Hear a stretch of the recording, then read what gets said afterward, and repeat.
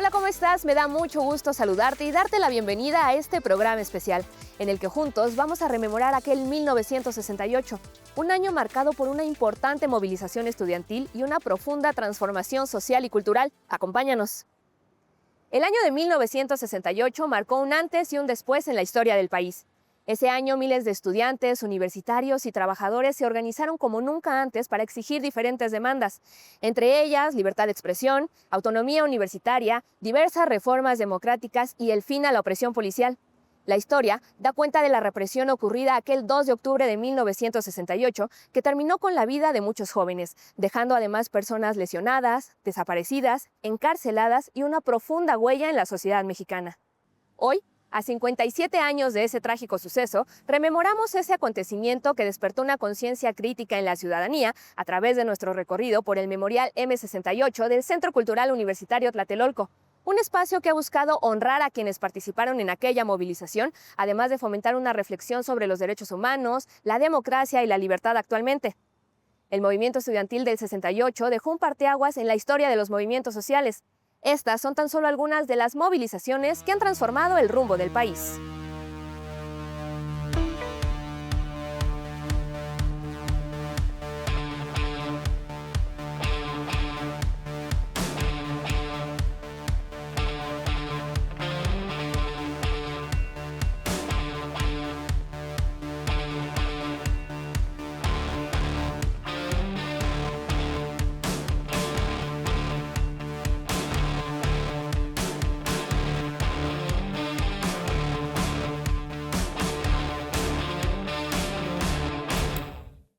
El Centro Cultural Universitario Tlatelolco nos abre las puertas de un espacio que ha buscado rememorar el movimiento estudiantil de 1968, pero que al mismo tiempo busca ser un espacio vivo para crear memorias de los nuevos movimientos sociales. Hoy vamos a recorrer en la Sala M68 de la mano de Jimena Jasso, coordinadora de este espacio. Jime, muchísimas gracias por recibirnos. ¿Cómo estás? Muy bien, pues emocionada de que estén aquí. Nosotros encantados de poder venir a recorrer esta importante sala justo para que nos platiques de todo lo que vamos a encontrar. ¿Con qué nos recibe el Memorial M68? Es decir, ¿qué vamos a ver en estos primeros pasos dentro de esta sala? Pues lo más importante es reconocer que la movilización social no comenzó en el año de 1968, sino que comienza mucho antes. Y que antes del 68 ya existía contracultura, por ejemplo, pero también existían ya violencias como ejecuciones, existían presos políticos. La movilización social en nuestro país pues comienza con el nacimiento del país. Claro. Y nosotros aquí nos concentramos en hablar de una década antes, qué es lo que estaba sucediendo en México, y no solamente en la Ciudad de México, sino en diferentes partes del país. Vamos a ver que existe la represión, que existe el autoritarismo, pero también que existe la movilización social. Y finalmente que hay muchas violencias. Por ejemplo, aquí en esta revista podemos ver cómo empiezan a cuestionar la forma en la que se vestían los jóvenes, la forma en la que se expresaban. Eso no es de ahora, ¿no? Siempre claro. Ha habido una crítica hacia las juventudes, hacia sus formas de expresión, y en los años 60 pues eso fue bastante fuerte. Y también, por ejemplo, ahora que vemos seguido que hay críticas hacia los monumentos, ahí en CEU había un monumento del presidente Miguel Alemán que había sido ya explotado por los estudiantes varias veces antes del 68. Vemos justamente también ese escenario que nos recuerda a esta época, una época, como ya nos lo decías, de revolución y de transformación, Jimé. Sí, fue un momento muy importante en México porque había un crecimiento económico por el milagro mexicano y pues empezaron a construirse grandes espacios, como por ejemplo Tlatelolco, el lugar en donde nos encontramos, que fue una inversión para hacer este espacio muy amplio, con muchos jardines, tenía deportivos, tenía albercas, teatros, era una gran ciudad dentro de la ciudad, y justo pues se inaugura en este contexto de los años 60. Aquí podemos ver una sala de una familia de esa época y ver qué música escuchaban, más o menos qué se veía en la televisión, y entrar en un contexto de los años 60. Claro, porque también fue una época, como bien lo dices, de transformación social, pero incluso transformación cultural.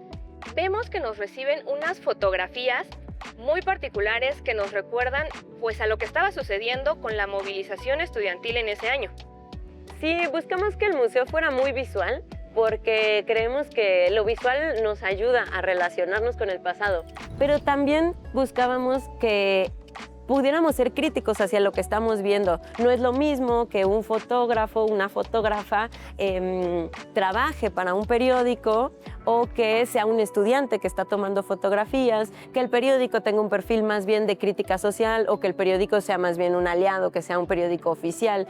Y todo esto se refleja aquí, esta parte que se llama Miradas, la construyó un investigador que se llama Alberto del Castillo. Él toda su vida ha investigado la imagen, cómo nos habla, qué nos quiere comunicar, y pues buscamos mucho en el museo que los jóvenes puedan acercarse a estas imágenes y preguntarse quién la tomó, desde dónde, qué nos quería decir, qué es lo que aparece en estas fotos, quiénes están mirando, quiénes están acompañando el movimiento, qué es lo que está ocurriendo.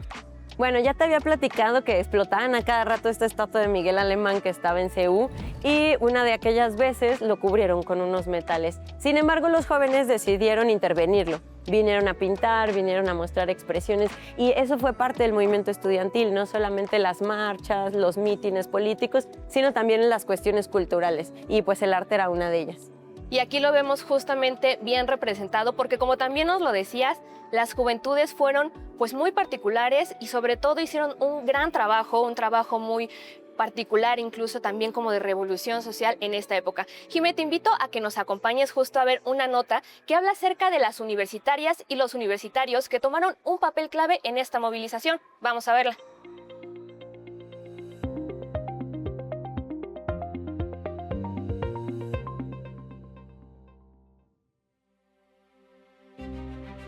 Diversos rostros alzaron la voz durante el movimiento del 68.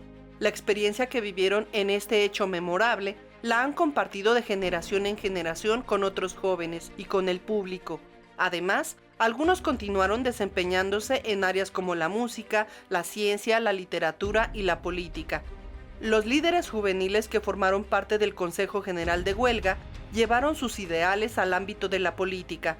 Personajes como Pablo Gómez, Eberto Castillo, Salvador Martínez de la Roca e Imanol Ordorica han sido piezas importantes en el desarrollo de la izquierda en nuestro país.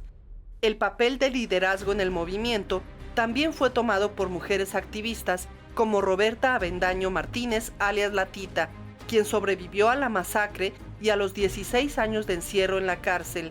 Nunca se rindió y al quedar libre continuó su lucha defendiendo a sus compañeros como abogada.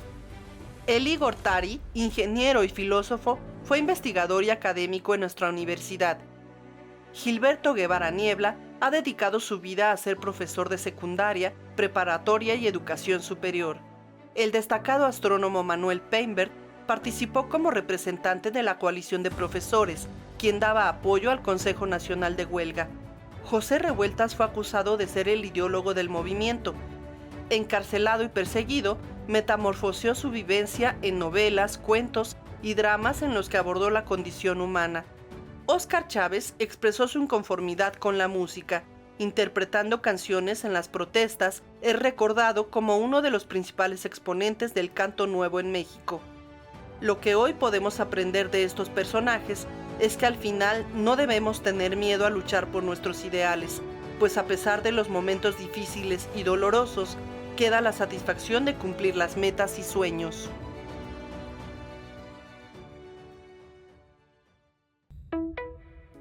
Durante ese año, la movilización estudiantil no paró.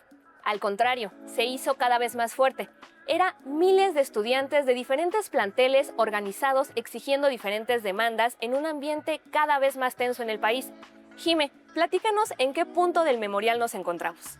Esta sala es muy bonita porque aquí podemos ver todas las estrategias que tenían los jóvenes para movilizarse. Ellos eran muy creativos, entonces hacían estas figuras, por ejemplo, de papel maché.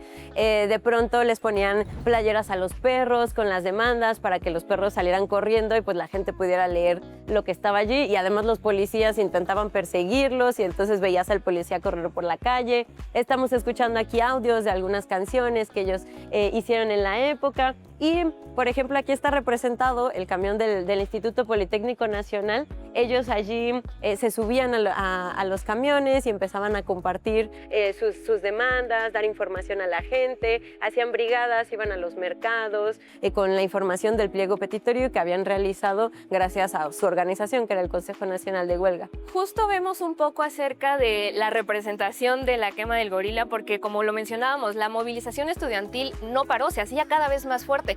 ¿Qué es lo que vamos a ver en esta parte de la sala? Pues en agosto van creciendo la organización, van creciendo las movilizaciones y mucha parte de la sociedad civil comienza a apoyar a los estudiantes. De este lado podemos encontrar que iba a ser las Olimpiadas en el mes de octubre y había diseños para representar los diferentes deportes. Los estudiantes retoman esos diseños, pero después los van resignificando. Por ejemplo, aquí tenemos la paloma, que es muy famosa, la paloma de la paz, pero está intervenida con una bayoneta, que era esta arma que utilizaban los militares, para mostrar que la violencia la ejercía el gobierno y no eran ellos los que estaban ejerciendo violencia. Justamente encontramos una parte dedicada a lo que fue las Olimpiadas, es decir, porque había un ambiente muy tenso de por sí ya en el país, justo porque estábamos por suceder un evento deportivo. ¿Cómo influye este suceso en la movilización estudiantil? Pues sí se necesitaba dar una cara al mundo de orden y progreso, y pues finalmente los estudiantes estaban mostrando más bien las problemáticas sociales y políticas que tenía el país, y eso le preocupaba al Estado. Incluso vemos de este lado una cronología de esos meses cada vez ya más cercanos a lo que fue octubre, en donde sucedió pues este trágico suceso. Esta pared, ¿qué es lo que nos cuenta, Jimmy?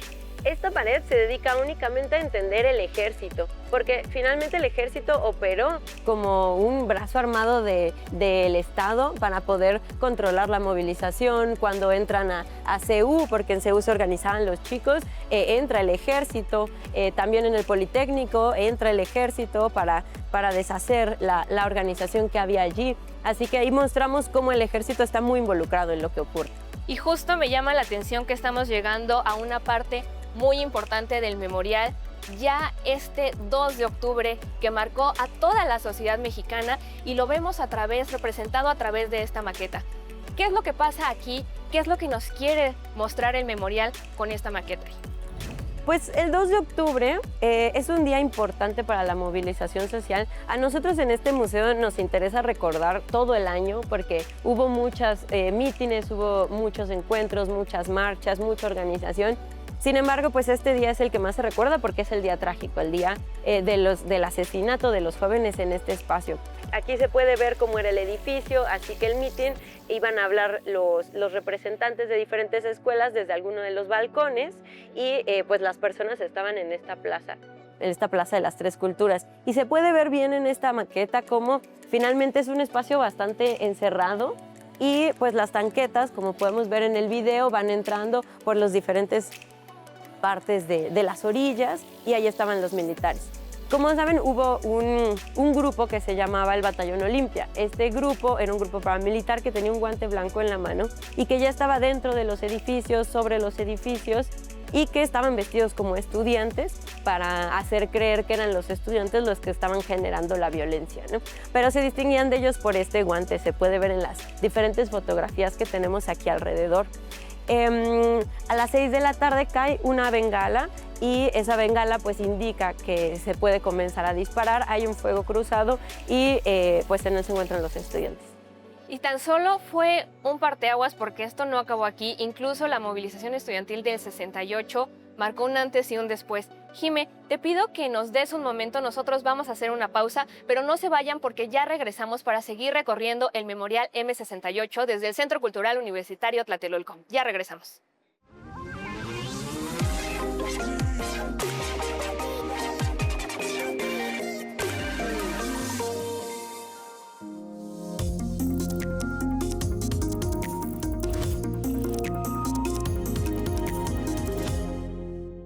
Ya estamos de vuelta para seguir recorriendo el Memorial M68, pero como ya lo comentábamos, el movimiento estudiantil de ese año tan solo fue un parteaguas para los movimientos sociales.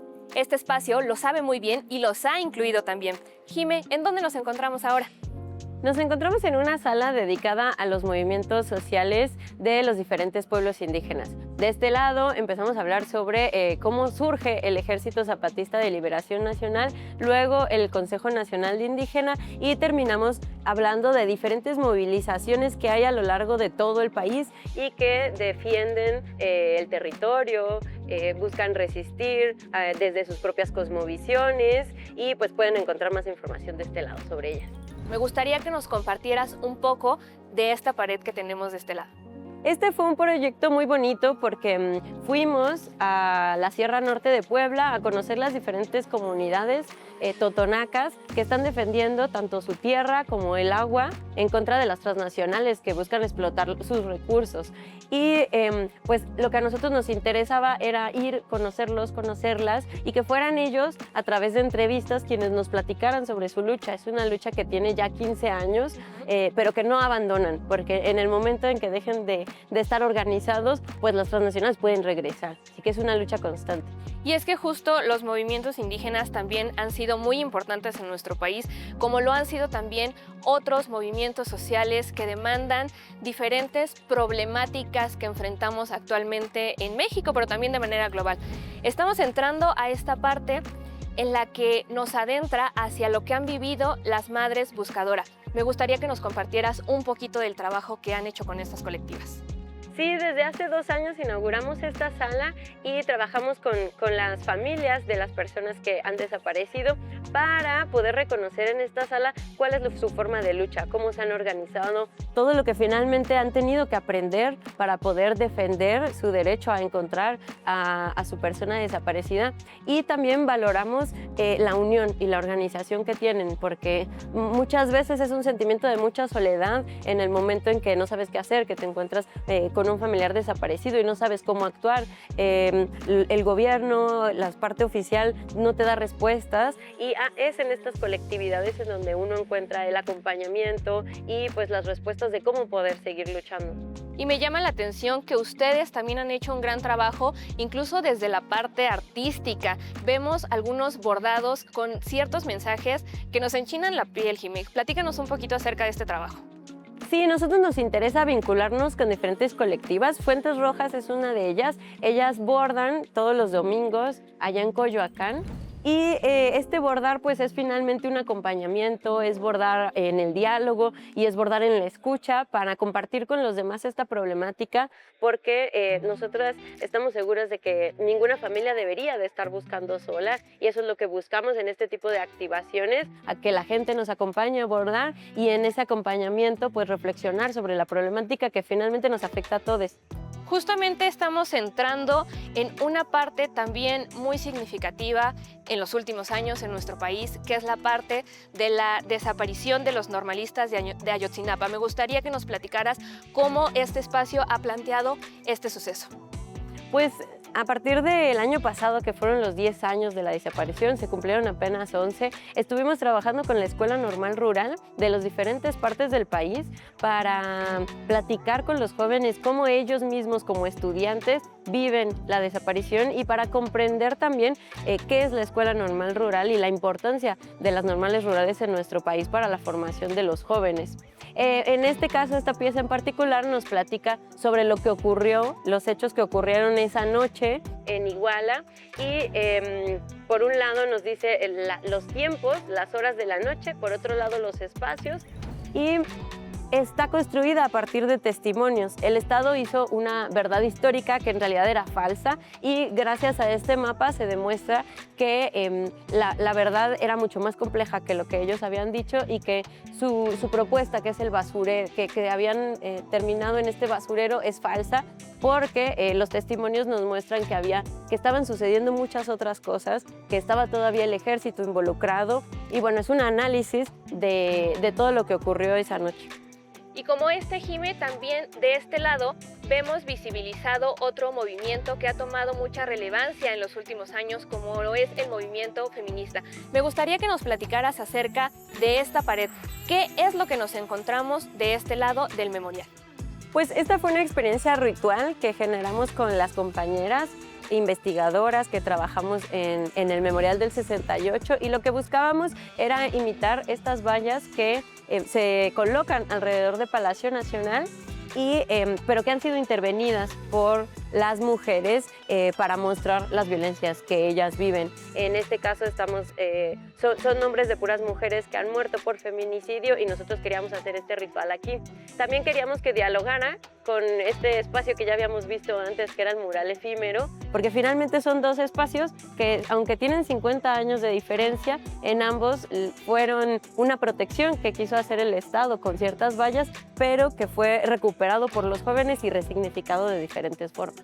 Hablando justamente de este movimiento, me gustaría que nos acompañaras ahora, Jime, a ver la siguiente nota en donde Zaira nos platica acerca del libro Acá Entre Nos, una publicación digital hecha por estudiantes y académicas universitarias de la FES Zaragoza que platican acerca de su acercamiento al feminismo. Vamos a verlo.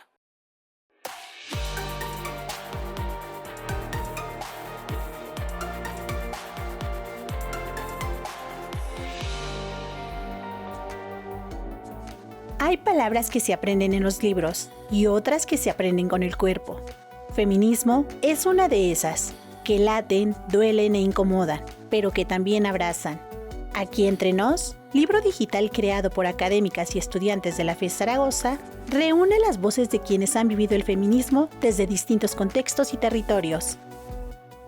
Hicimos un trabajo de 2 meses con alrededor de 96 jóvenes de 9 licenciaturas y establecimos semana a semana diferentes temas que pasaba por entender las situaciones que nos aquejaban sobre el patriarcado, sobre las violencias, sobre los vínculos afectivos que se dan en entornos universitarios. Este ebook se divide en 3 partes que funcionan como una antiguía.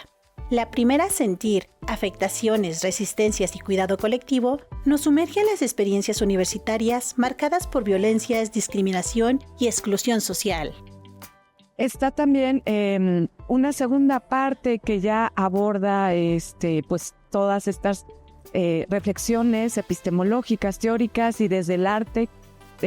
Tenemos por ahí un poemario, tenemos una playlist, tenemos infografías. Los poemas son tan variados porque podemos hablar, hay poemas que hablan acerca de lo bello que es ser mujer, ¿no? Pero también hay otros que hablan acerca de lo difícil que ha sido atravesar todas estas situaciones por ser mujer. El libro también incluye un miniglosario feminista, al cual puedes acceder cada vez que te encuentres con un concepto nuevo o desconocido a lo largo del texto.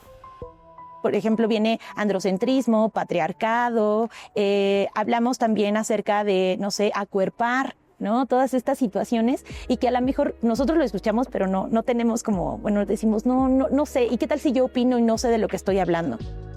La última sección del libro te invita a detener y prevenir las violencias desde el espacio universitario, en repensar nuestras relaciones, en construir nuevas formas de autocuidado y cuidado colectivo. Aquí Entre Nos está disponible a través del portal de la Biblioteca Digital Feminista.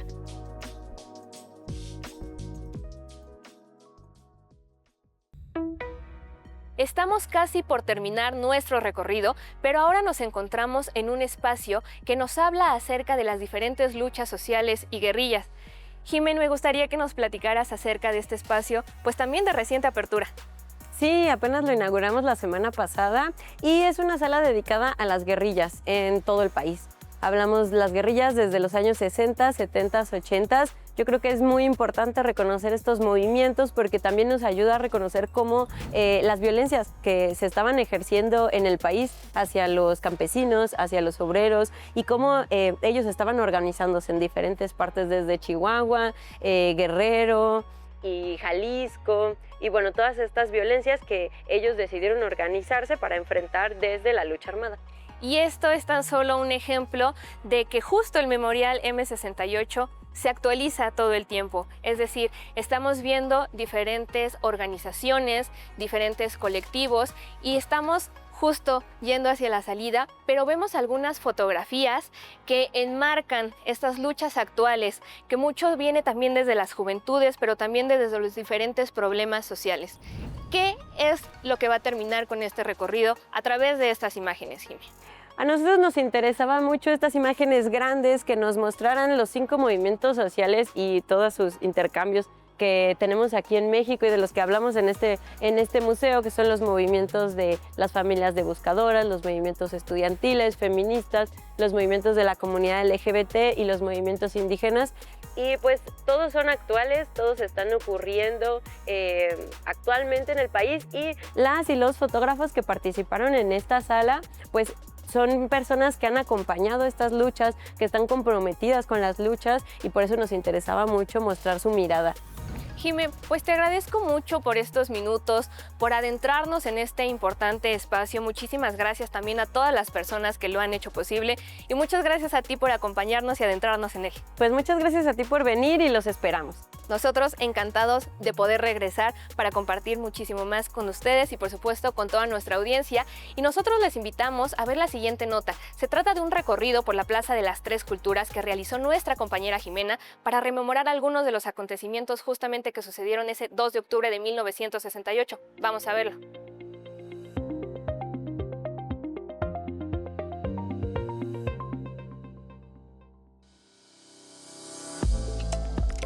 Esta es la Plaza de las Tres Culturas, lugar que fue testigo de los acontecimientos de aquella tarde del 2 de octubre de 1968. La multitud del mitin estaba conformada no solo por los estudiantes, también se encontraban padres de familia, niños, vecinos, vendedores ambulantes y curiosos.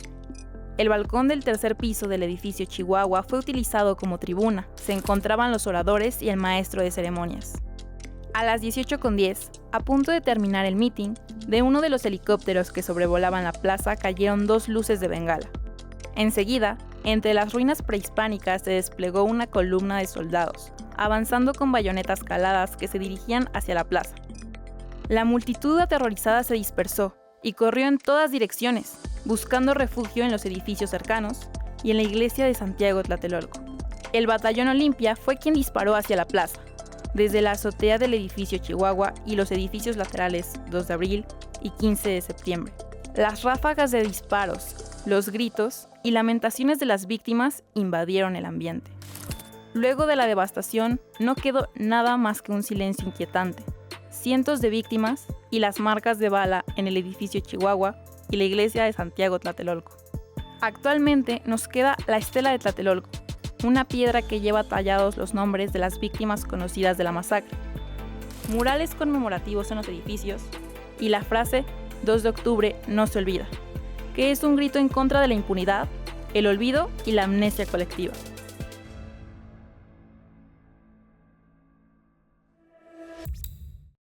Estamos llegando al final de este programa especial, en el que a través de nuestro recorrido por el Memorial M68 del Centro Cultural Universitario Tlatelolco, nos hemos podido adentrar en las historias de aquellas personas que han luchado en pro de los derechos humanos, la justicia, la libertad y la democracia.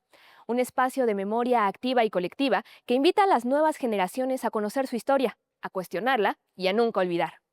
Nosotros nos despedimos, pero nos encontramos en una próxima emisión. Ya lo sabes, para que juntos sigamos dándole una mirada a nuestra universidad. Hasta entonces. Semana Mundial del Espacio. Como cada año, Universum prepara juegos, conferencias, talleres y visitas guiadas para darte a conocer los beneficios que el desarrollo de la tecnología espacial ha traído a nuestra vida cotidiana. Sinapsia. Acércate a este festival que propone una nueva forma de descubrir la ciencia, las humanidades y las artes con un programa inclusivo, participativo y crítico que combina un lenguaje accesible y formatos innovadores. K-Pop Stories. ¿En una biblioteca solo hay libros? El Centro Cultural Universitario Tlatelolco te invita a una sesión hecha para imaginar sin límites y compartir una experiencia piloto de lo que una biblioteca de K-Pop podría llegar a ofrecer. Museonautas en acción. Participa en un recorrido en lengua de señas mexicana para conocer los murales, vitrales y el resto de la obra artística del ex templo de San Pedro y San Pablo, que alberga el Museo de las Constituciones.